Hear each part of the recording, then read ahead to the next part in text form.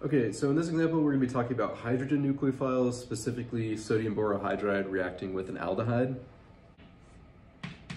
Is this, and we're going to be treating it with sodium borohydride and methanol.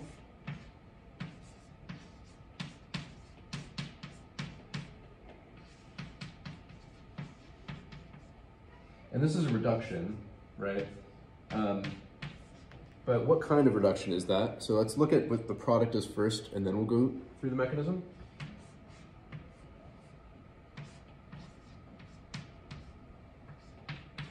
There's that H still there, and we of course have another H here.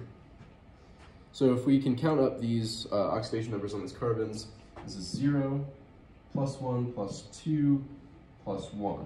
As we subtract 1 from the hydrogen. Here we're doing 0, +1, -1 back to 0, -1 again to -1. So in total, we've gone from +1 to -1, so this is a 2-electron reduction. So borohydride is tetrahedral.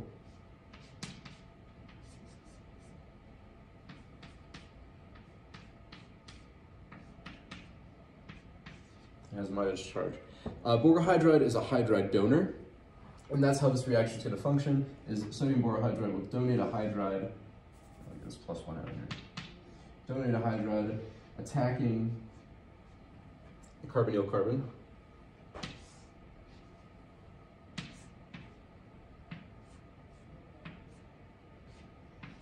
which opens that pi bond up, gives the electrons to the oxygen. We have 2 H's on there. Okay. So now we will be able to deprotonate this, or deprotonate this, sorry, with methanol, which both gets us to our product and kicks out methoxide. Okay. So that's the most relevant part of that mechanism, but I also want to mention this detail about the ethoxide. This ethoxide is going to further react with borane, which was generated by donating this hydride here. So borane, the boron has that empty p orbital, so that OCH3 can get in there, and we form BH2OCH3. We have, or this is BH3, sorry. Looks like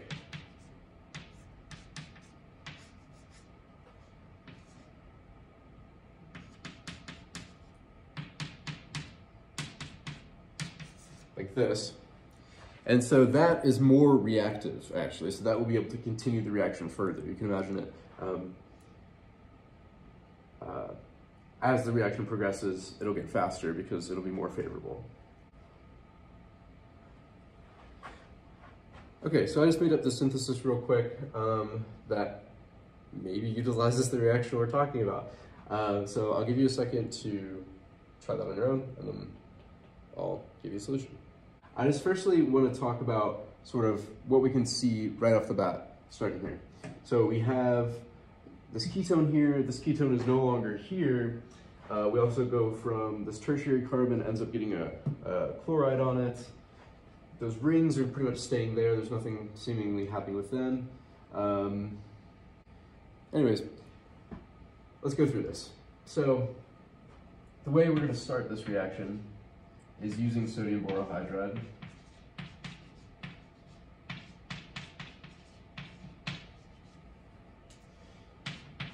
Which will give us an alcohol.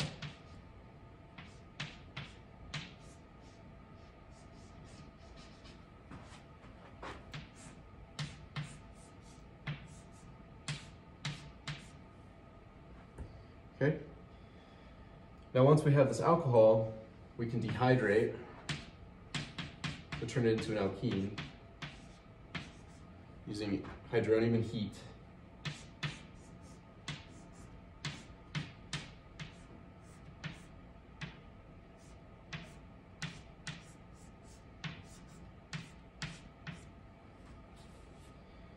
to get here. And then we finish off with our good old hydrochlorination.